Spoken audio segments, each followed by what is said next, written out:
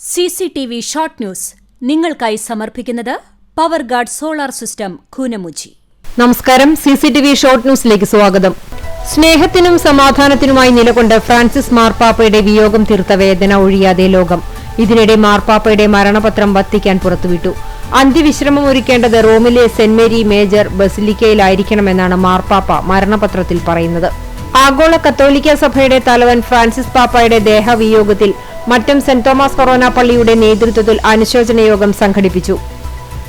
ആശാവർക്കർമാരുടെ സമരത്തെ ചൊല്ലി കുന്നംകുളം നഗരസഭാ കൌൺസിൽ യോഗത്തിൽ ഭരണ പ്രതിപക്ഷ അംഗങ്ങൾ തമ്മിൽ വാക്കേറ്റം. സംഘർഷാവസ്ഥയ്ക്കിടെ കപ്പും സോസറും തകർത്തതിന് BJP കക്ഷി നേതാവ് KK മുരളിക്ക് സസ്പെൻഷൻ. കുന്നംകുളം നഗരസഭാ കൌൺസിൽ യോഗത്തിൽ നിന്നും സസ്പെൻഡ് ചെയ്ത നഗരസഭാ ചെയർപേഴ്സന്റെ നടപടി ജനാധിപത്യ വിരുദ്ധമാണെന്ന് BJP പാർലമെന്ററി പാർട്ടി നേതാവ് KK മുരളി. നടപടി സംബന്ധിച്ച് CCTVയോട് പ്രതികരിക്കുകയായിരുന്നു അദ്ദേഹം. ഗർഭിണികളുടെ വയറുകീറിയ ചരിത്രമുള്ളവർ ആ സംഭവം ഓർമ്മപ്പെടുത്തുന്ന സിനിമകളെ പോലും ഭയക്കുന്നുവെന്ന് മഹിളാ അസോസിയേഷൻ അഖിലേന്ത്യാ വൈസ് പ്രസിഡന്റ് KK ശൈലജ. കർഷക തൊഴിലാളി യൂണിയൻ സംസ്ഥാന വനിതാ കൺവെൻഷൻ ഉദ്ഘാടനം ചെയ്ത് സംസാരിക്കുകയായിരുന്നു അവർ. പുന്നയൂർക്കുളത്ത് നിയന്ത്രണം വിട്ട് ബൈക്ക് മറിഞ്ഞ അപകടം, യാത്രികന് പരിക്കേറ്റു. അണ്ടത്തോട് ചെറായി സ്വദേശി 49 വയസ്സുള്ള ബൈക്കോട്ട് സദുലനാണ് പരിക്കേറ്റത്. അഴിമതിയും ധിക്കാരവും അഹങ്കാരവും കൈമുതലാക്കി നടക്കുന്ന മുഖ്യമന്ത്രിക്ക് സമാനമാണ് പുന്നയൂർ പഞ്ചായത്ത് പ്രസിഡന്റെന്ന് മുസ്ലിം ലീഗ് ജില്ലാ ട്രഷറർ RV അബ്ദുൾ റഹീം പറഞ്ഞു. പഞ്ചായത്ത് ഓഫീസിന് മുന്നിൽ മുസ്ലിം ലീഗ് പഞ്ചായത്ത് കമ്മിറ്റിയുടെ നേതൃത്വത്തിൽ നടന്ന ധർണ ഉദ്ഘാടനം ചെയ്യുകയായിരുന്നു അദ്ദേഹം.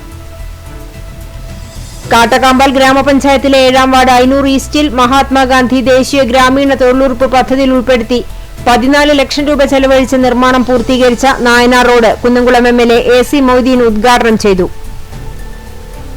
ഞമനേങ്ങാട് ഭഗവതി ക്ഷേത്രോത്സവത്തോടനുബന്ധിച്ച് സംഘം ഗ്രാമം ചക്കിത്തറ പൂരാഘോഷ കമ്മിറ്റി ഒരുക്കിയ കവാടവും ആനച്ചമയങ്ങളും നശിപ്പിച്ചതായി പരാതി.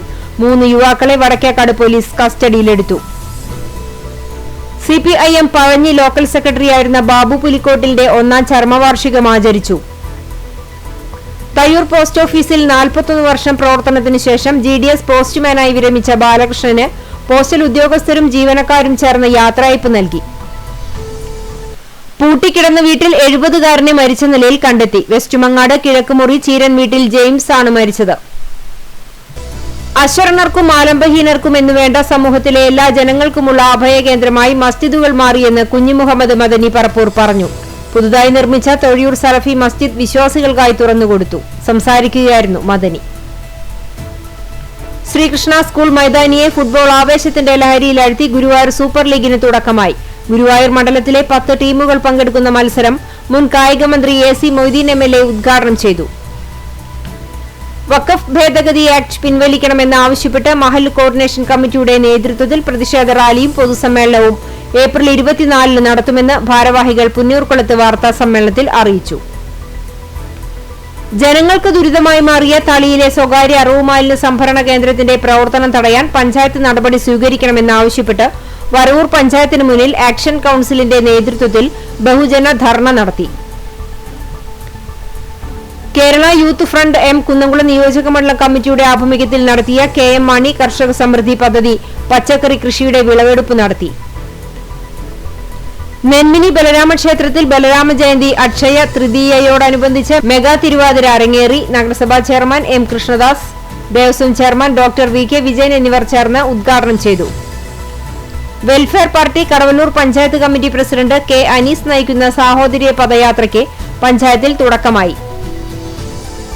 CCTV ഷോർട്ട് ന്യൂസ് നിങ്ങൾക്കായി സമർപ്പിക്കുന്നത് power guard solar system Koonamuchi. ഇതോടെ ഷോർട്ട് ന്യൂസ് സമാപിക്കുന്നു. കൂടുതൽ വാർത്തകൾക്കും വിശേഷങ്ങൾക്കും ഞങ്ങളുടെ web page, Facebook page, YouTube എന്നിവ സന്ദർശിക്കുക. തത്സമയ വാർത്തകൾക്കായി www.cctv online.tv സന്ദർശിക്കുക. നമസ്കാരം.